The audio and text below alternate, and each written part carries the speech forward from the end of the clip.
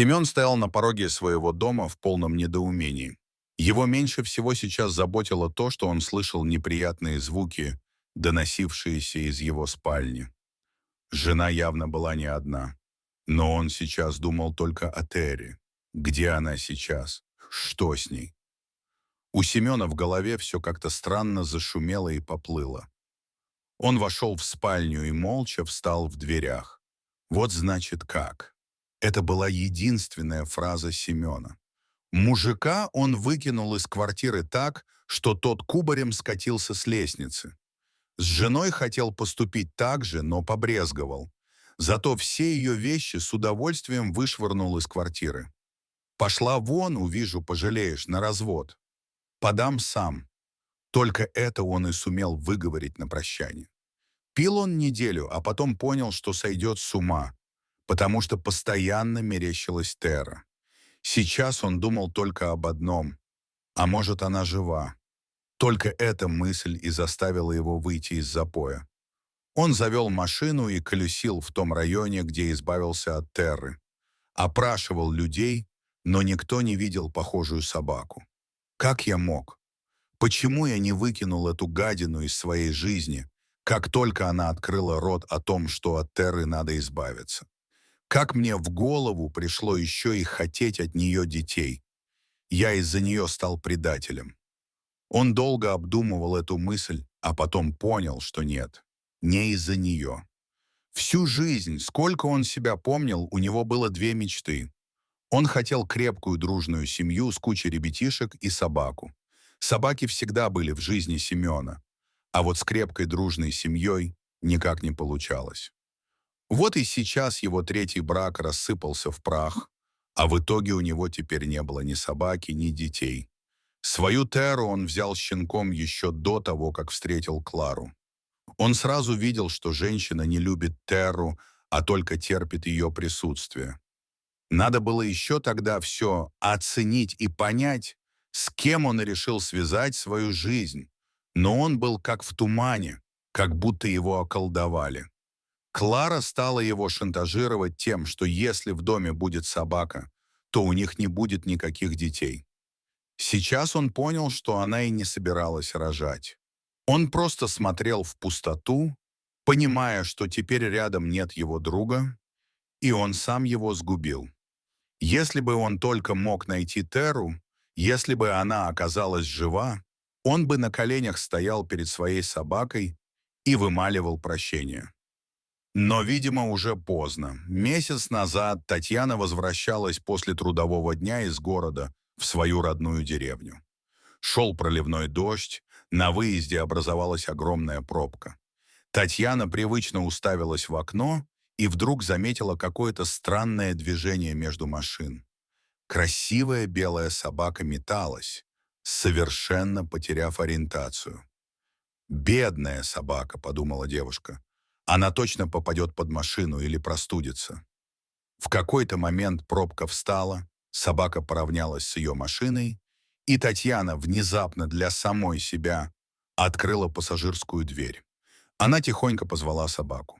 Через час Татьяна уже подъезжала к своему дому на окраине села со своим новым попутчиком. «Откуда же ты взялась на трассе, такая красавица?» — причитала девушка, наливая собаке тарелку наваристого куриного супа. «Как же тебя зовут и где твой хозяин? Ты потерялась или тебя выбросили?» У нее было столько вопросов и ни одного ответа. Собака посмотрела на девушку своими удивительно грустными глазами. «Ладно, начнем жизнь с чистого листа», — предложила Татьяна собаке, и та доверчиво лизнула девушку в нос. «Для начала надо придумать тебе имя. Мне, например, очень нравится Снежана, потому что ты белая, как снег. Зимой. Будешь Снежка, нравится?» И собака еще раз лизнула свою новую подругу в нос. «Значит, нравится», — заключила Татьяна. «Я работаю в городе, поэтому рано утром уезжаю, а поздно вечером возвращаюсь. Так что придется тебе ждать меня каждый день с работы. Но я обещаю тебе привозить за это что-нибудь вкусненькое, а выходные мы обязательно будем проводить вместе. Будешь бегать вдоволь и наслаждаться жизнью. Согласна?» И в знак согласия Снежка еще раз лизнула хозяйку в нос. Уже прошло 3 месяца с того момента, как Семен высадил Теру на трассе. На работе начальник смотрел на совершенно измученного мужчину, а выяснив, что тот застал жену с другим, сказал оформить ему месячный отпуск. «Поезжай куда-нибудь за город. Побудь на свежем воздухе, вдохни чистоту и красоту природы. Вот тебе ключи от моей дачи. Ты только не вздумай глупости делать», — предупредил он. Начальник намекал на запой или суицид. «Да мне уж дальше глупить некуда, все, что мог. Уже сделал». Безразлично кивнул Семен, взяв ключи. Татьяна проснулась рано утром. За окном начинался чудесный солнечный день. Такие дни в начале осени бывают часто. Небольшой туман еще покрывал поля. В ее планах было взять Снежку и отправиться в ближайший лес за грибами.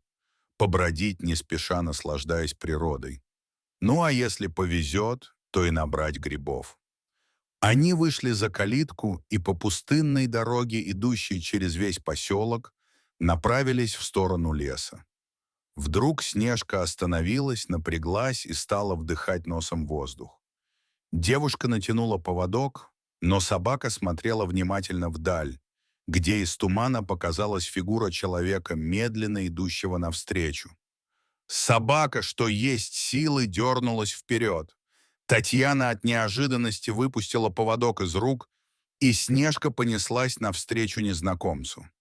Девушка только видела, как человек опустился на колени перед собакой и обнял ее за шею. «Вы что делаете?» Только и смогла сказать девушка, приблизившись к этому странному мужчине. Семен покрепче прижал к себе свою любимую Теру. «Грехи замаливаю, может, так и выживу». По его лицу текли слезы. Он все рассказал Татьяне, и она тоже заплакала. После этой встречи Семен и Татьяна начали общаться, и вскоре у них появился ребенок. А главной нянькой стала их любимая Тера. Дорогие зрители, если вам понравилось это видео, то ставьте лайк и подписывайтесь на наш канал. До свидания.